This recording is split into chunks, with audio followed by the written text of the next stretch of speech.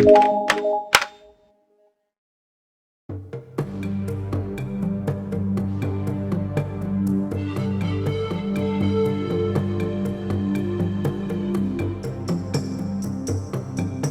Tejada, thanks so much for coming on to EvolutionSoup from your home in France. You are a postdoctoral researcher at the Institute of Evolutionary Sciences at the University of Montpellier, focusing on vertebrate paleontology and mammalian evolution. You are known for your work on the extinct giant sloths of the ancient Americas, an animal that has a lot of fans, but as we're going to find out, is also very much misunderstood. So, welcome to the show, Julia. I know that you grew up in South America and you've been based in France for the past year. So did you have to learn to speak French, or did you know enough already to get by? Hi, yes. First, thank you very much for the invitation. No problem. Gladly, I already knew French. I learned it when I was 16 years old. Actually became very fluent. I became a French teacher for a few years back in Peru. So this has come very useful now that I'm living in France. Well, before we dive into the world of the giant sloth, let's just hear a bit about your background. Can you tell us about your journey that led from South America to where you are now? Of course, I was born and raised in Lima, Peru. I had eclectic interests when I was growing up, ranging from literature and dance to mathematics and biology. And I struggled, to be honest, when the time came for me to choose a specific career to follow, because I was interested in so many different things. Ultimately, I chose biology, and I'm so happy I did, but it was a pretty contingent decision. And how I became interested in paleontology was also kind of fortuitous. I have met two different types of paleontologists, those that grew up obsessed with dinosaurs and that knew every single dinosaur name, and those who discovered the science later on. And I belong to this second category. I discovered paleontology during my studies in biology, and I became fascinated by this deep time component of this field. And plus, paleontology was and still is a relatively new science in Peru. And so basically all discoveries made in the country represent new species and new scientific records. But there's no formal training for paleontology in Peru, and so I went to the University of Florida to do a master's in paleontology. Then I moved to New York, where I did my PhD at Columbia University and at the Museum of Natural History. I finished my PhD last year, and I moved to France, where I'm currently doing a postdoc. Okay, let's get into the world of giant sloths. Julia, can you give us an overview of this creature? Where were they found, and how long did they roam the earth? Sloths are fascinating, weird animals. Today there are only 6 species within 2 genera: Bradypus, which are the 3-finger sloths, and Cloepus, the 2-finger sloths. They are all small, arboreal, and are restricted to tropical areas in South and Central America. But this modern sloth diversity is not at all representative of all the diversity the group once had. There are hundreds of species known from the fossil record, ranging from Patagonia in the southern cone of South America to Alaska in the northernmost part of North America. In fact, in some South American localities, 2 or 3 out of 10 mammal species were sloths, so around 20% of the entire mammalian community. So they were very common and abundant in South American localities. The oldest undisputable records of fossil sloths are around 27 million years old and come from localities in Argentina and Bolivia, although there are a few older but rather dubious records from Central and South America. And an interesting aspect of ancient sloths is all the environments where they have been found. Unlike modern sloths, which are restricted to tropical forests and to a life in trees, fossil sloth species have been found in coastal areas, in the mountains, and in tropical rainforests.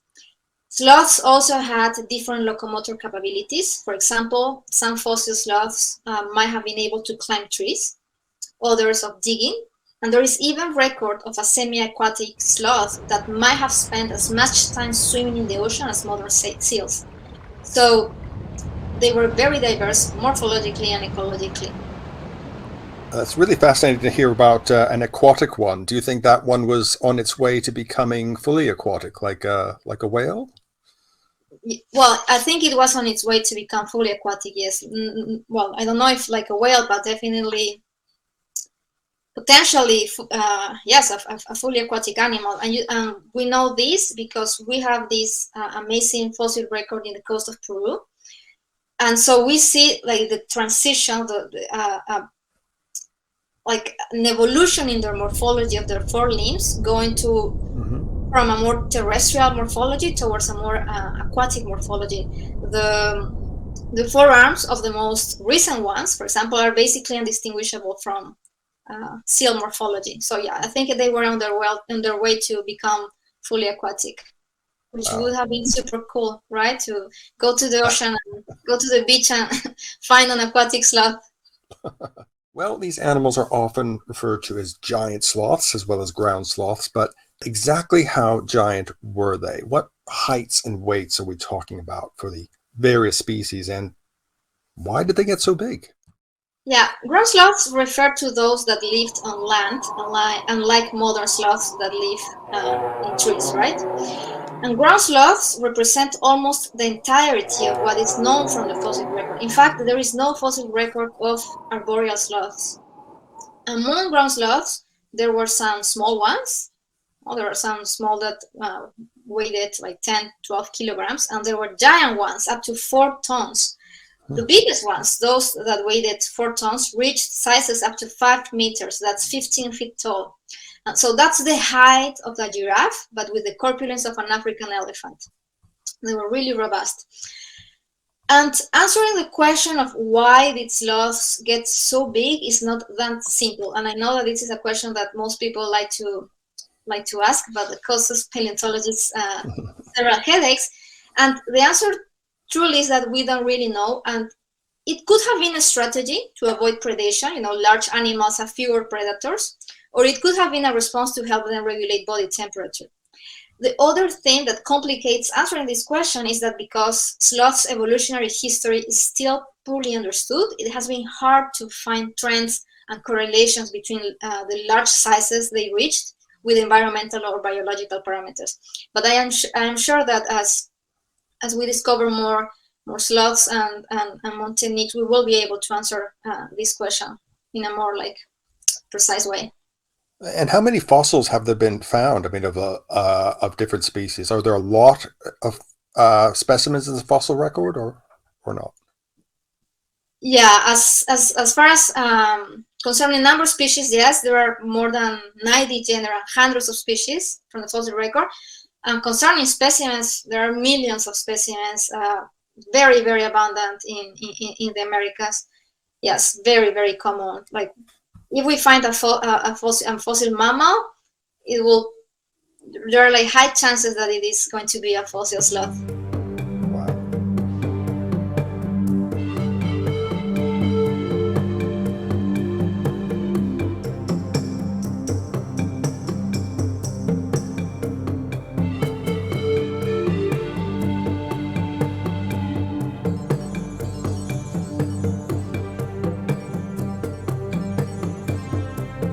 Well, people are always interested in any human interaction with megafauna. Did they hunt them, eat them, use their fur for clothes, and so forth? Giant sloths and humans did overlap in time, but is there evidence of any human contact with sloths? Yeah, that's a great question. Although humans and giant ground sloths clearly cohabited for at least a few thousand years, direct evidence for human megafauna interactions are very rare, especially in South America.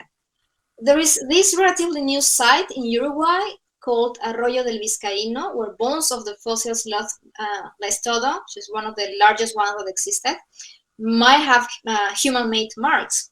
And the most remarkable but still controversial aspect of this discovery are not really the marks themselves, but the age of these bones.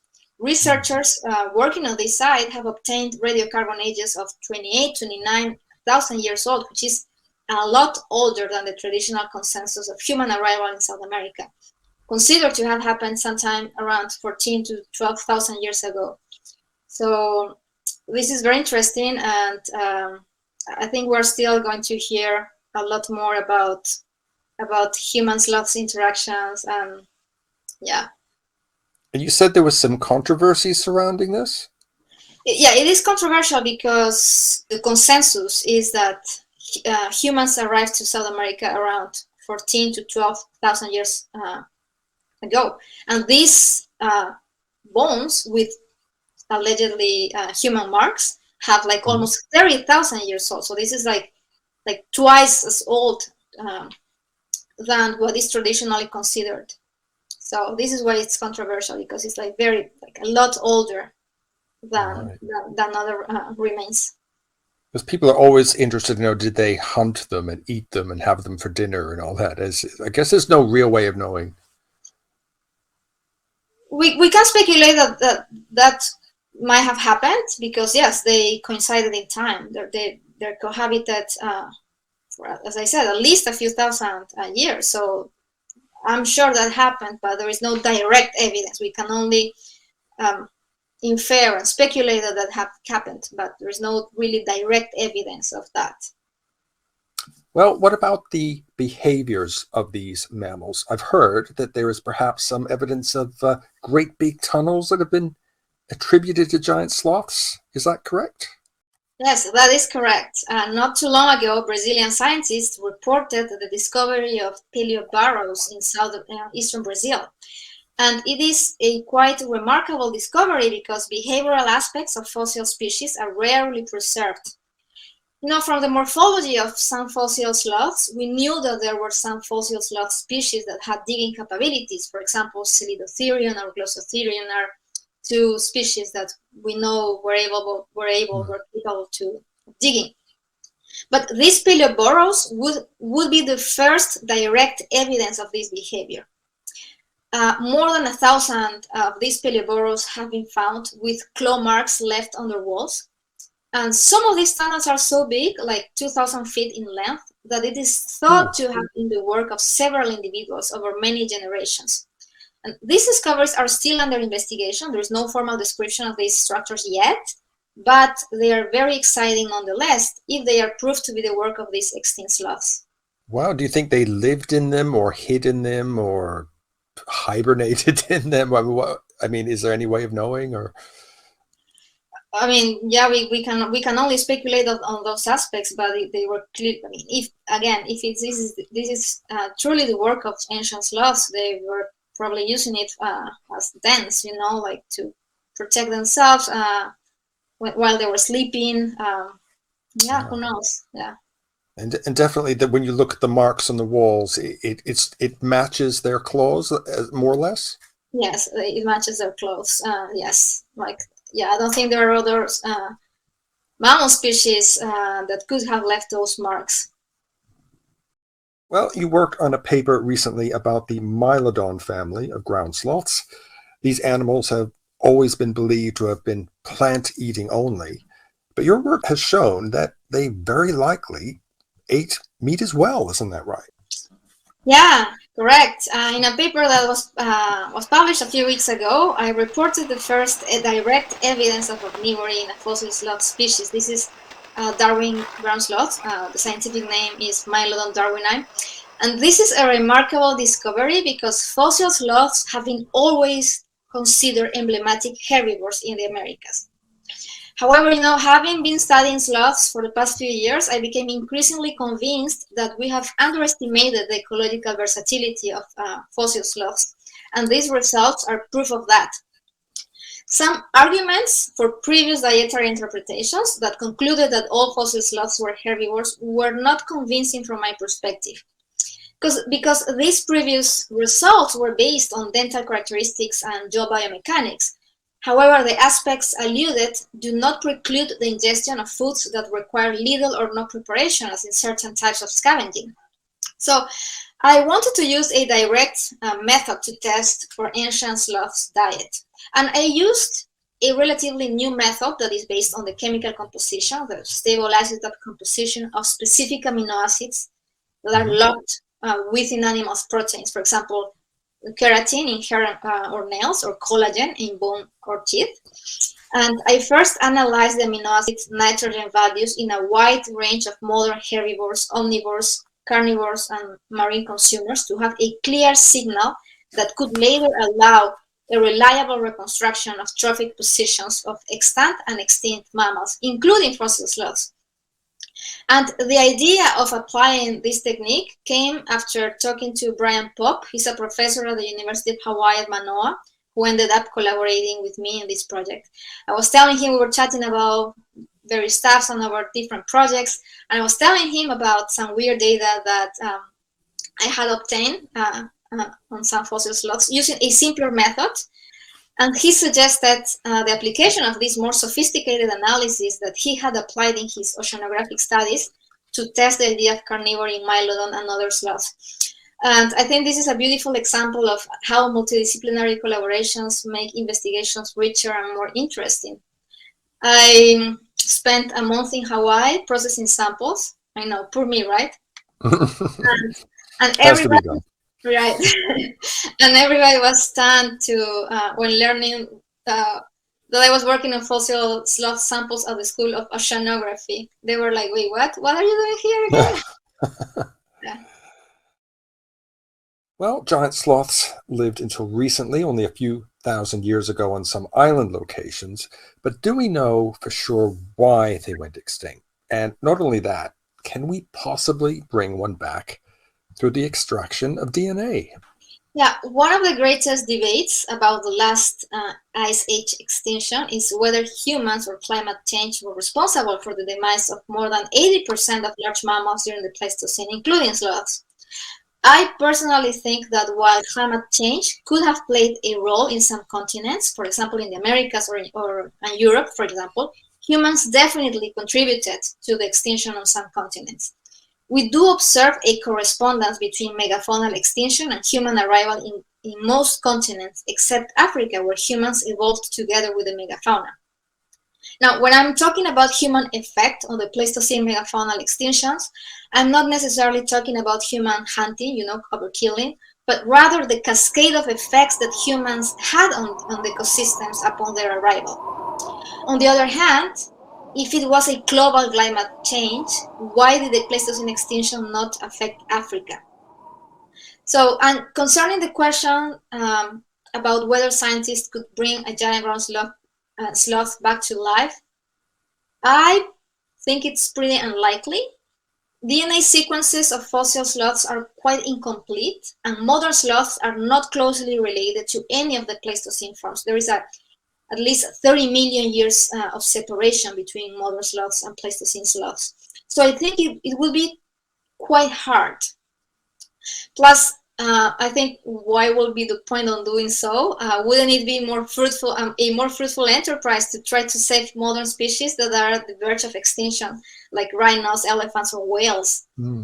So, I personally think that at some point, scientists or people that are able to do so, I hope they don't, actually. Because they did live up until a few thousand years ago, I think, on Cuba and places like that. But these are islands where they were kind of separated from the rest of the continents. Yeah, I think this is also one of the compelling arguments in favor of the human impact on these extinctions. Like humans arrived in the Americas, like in South America, for example, 14,000 years ago, and like the megafauna became extinct a few thousand years later, like 10,000 years. There was no more record of megafauna in South America. Humans arrived later to the Antilles and to the Caribbean islands, around like 8,000 years. And the megafauna, like these ground sloths, persisted like until like 5,000 years. 5,000 years. So that for me is also compelling evidence of the effect of like the fact that we can really track human arrival. Few thousand years later, extinction. In other islands, they arrived later. The megafauna became extinct later. So, yeah. And I know, Julia, the people are going to be saying, well, what about the sloths we see today up in trees? How did they survive? I suppose it's because they hung around in trees and didn't move that much. It is a possibility. Yeah, it is a possibility that their arboreal locomotion and was in favor. It is possible. And another element that could have helped is their feeding strategies. Modern sloths are obligate folivores. They eat a resource that is not very attractive to other species. It is hard to say because they are really weird. If I had to predict, I would have said that Bradypus, that's the three-toed sloth, that one would become extinct, or because it eats only leaves and it's very, very specialized.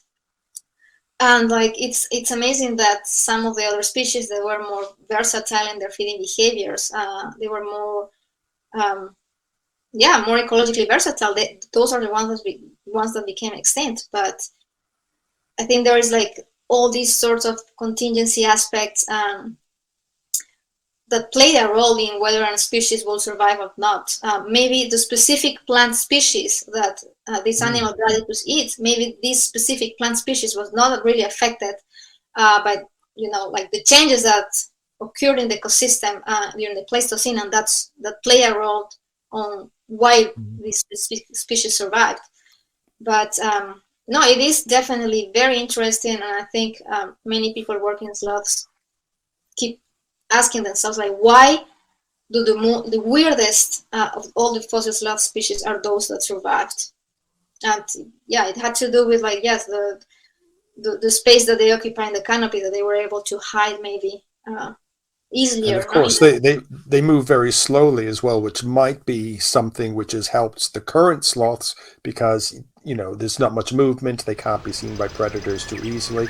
I suppose the ancient ground sloths didn't move in that slow motion way, but I don't know how we would know that. Yeah, we don't really know. Scientists have again speculated that fossil sloths also were very slow and with low metabolisms. I'm not convinced at all by those conclusions. I don't think there is any convincing evidence that fossil sloths had low metabolisms or were slow. And I hope that future studies, involving more, this chemistry preserving bones, which is what I've been trying to work, because this is a direct way to test for these different aspects, could help shed light onto whether or not fossil sloths were slow or had low metabolisms. But again, I said that we have underestimated fossil sloths, and I think science will keep bringing more surprises about these animals. Well, it's such a fascinating and charismatic animal, and I'm sure that my viewers have got a kick out of hearing all about giant sloths from someone who has studied them in such depth. I will leave links to your research papers in the description below. And all that's left to say is thank you very much indeed, Julia, for coming on to Evolution Soup. The pleasure is all mine. Thank you so much for inviting me. And it's been great. Thank you.